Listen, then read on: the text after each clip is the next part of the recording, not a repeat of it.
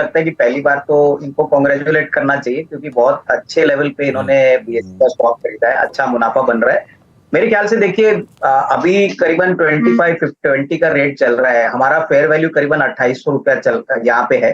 तो मेरे ख्याल से देखिए अभी इस लेवल पे कोई फ्रेश बाइंग मत करिए, थोड़ा सा अगर स्टॉक 2200-2300 तक आता है तो खरीदने के मौके बनेंगे, बट करंट प्राइस पे मेरे ख्याल से इनको होल्ड करना चाहिए, इनकी क्वांटिटी भी काफी अच्छी है। तो फेयर वैल्यू करीबन 2800 का बनता है अगले 6 से 12 महीने के लिए, तो यहाँ पे मेरे ख्याल से होल्ड करने की राय रहेगी। ख्याल से अगर इनका नजरिया इनको पैसा चाहिए तो शॉर्ट टर्म में तो मुझे लगता नहीं है कि यस बैंक में कोई बड़ा री रेटिंग या उछाल आएगा।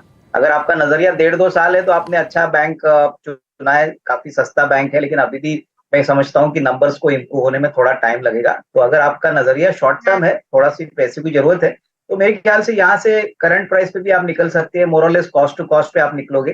हालांकि बड़ा प्रॉफिट नहीं है, बट शॉर्ट टर्म में कोई बड़ी अपसाइड की उम्मीद करना जरा डिफिकल्ट रहेगा। अगर आपका नजरिया कम से कम 6 से 12 महीना है तो आपको करीबन 25 या 28 तक का रेट मिल सकता है। तो मेरे ख्याल से शॉर्ट टर्म नजरिया है तो इसमें निकल जाना ही ठीक रहेगा।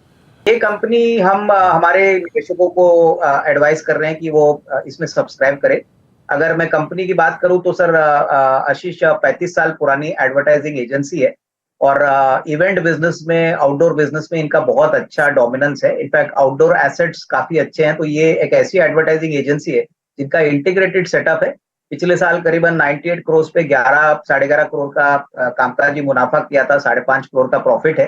फिक्स प्राइस इशू है, 111 रुपए में शेयर ऑफर कर रहे हैं। तो मेरे ख्याल से देखिए जिस प्रकार का ग्रोथ अभी एडवर्टाइजिंग मार्केट में दिख रहा है, स्पेसिफिकली गवर्नमेंट के बजट बढ़ रहे हैं क्योंकि इलेक्शन के टाइम पे गवर्नमेंट्स भी एडवर्टाइज करते हैं, तो ये भी एक इनके लिए बड़ा मार्केट है।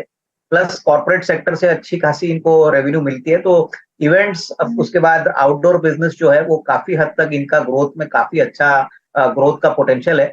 तो मेरे ख्याल से डेफिनेटली इस आईपीओ को अगर कोई लिस्टिंग गेन से या टिपिकली अगर कोई अगले मीडियम टू लॉन्ग टर्म के पॉइंट ऑफ व्यू से करना चाहता है तो एडवर्टाइजिंग एजेंसीज का बिजनेस मुझे लग रहा है काफी अच्छे तरह से स्केल अप हो सकता है। प्लस मैनेजमेंट काफी वेल एस्टेब्लिश्ड है, पुरानी मैनेजमेंट है, काफी वेल बिजनेस को अच्छी तरह से समझती है।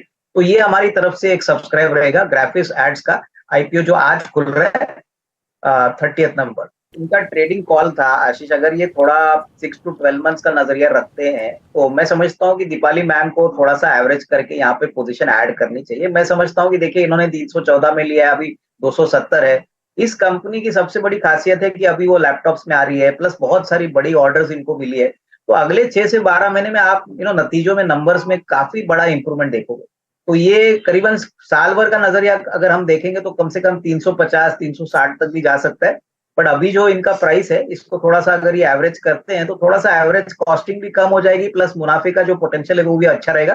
तो इसमें लॉस बुक मत करिए, कम से कम साल भर का नजरिया रखिए, थोड़ा एवरेज करके यहाँ पर पोजीशंस होल्ड करें। मेरे ख्याल से देखो आशीष, ऐसे पेनी स्टॉक्स में पैसा डालना और वो भी अपने मेहनत की कमाई डालना थोड़ा सा मुश्किल वाला काम होता है। हम्म। और मुझे लगता है कि इनको भी अगर ये चाहे तो दूसरे काफी अच्छे विकल्प है जो बाजार में आपको अवेलेबल है। देखिए नॉर्मली क्या होता है कि रिटेल इन्वेस्टर सिर्फ प्राइस देख के, उसमें थोड़ा सा हलचल देख के एंट्री कर लेता है, लेकिन इस कंपनी की फंडामेंटल्स देखे तो बेसिकली बहुत खराब नंबर्स है और आने वाले कम से कम 1.5-2 साल के लिए कोई बड़ी बढ़त आएगी ऐसा लगता नहीं है। देखिए ज्यादातर स्पेकुलेटिव डिमांड से ये स्टॉक्स बढ़ते हैं, ऐसा नहीं कि सारे स्टॉक्स खराब है, लेकिन जयप्रकाश पावर में अगर इनकी इतनी बड़ी क्वांटिटी है तो वो एक थोड़ा सा कंसर्न है। अगर 200-300 शेयर होते तो बात अलग, लेकिन इनकी 13,000 क्वांटिटी है। तो मैं इनको यही सलाह दूंगा कि जो भी निवेश से पैसा बनता है, 12-13 रुपए में जो भी आप ये शेयर बेच के पैसा मिलता है, कोई अच्छे स्टॉक में डालिए जहां पे आपका रिस्क रिवॉर्ड आपके फेवर में, क्योंकि ऐसे बाजार में 20,000 के निफ्टी में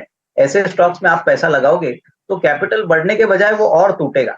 तो मेरी रिक्वेस्ट है कि इससे निकल जाए और कोई दूसरा विकल्प में पैसा लगाए जहां पे आपका रिस्क रिवॉर्ड अच्छा बैठे। लग रहा है कि अगर ये पैसा बेच के आईडीएफसी फर्स्ट बैंक में पैसा डालते हैं ओके। तो करीबन 84 का प्राइस चल रहा है। मेरे ख्याल से देखिए अगर हम साल भर की बात करें तो यहाँ से कम 125 130 का आपका टारगेट प्राइस मिल सकता है। बहुत ही बेहतरीन बैंक है और बैंक के शेयरों में हमने देखी है कि बहुत भरपूर तेजी देखने को मिली है। आईडीएफसी फर्स्ट बैंक कंफर्टेबली इस लेवल पे आप निवेश करिए और 6 से 12 महीने में 125 130 रुपया आपको मिलेगा। यहाँ पे क्वालिटी और प्रमोटर बिजनेस सब कुछ ठीक है।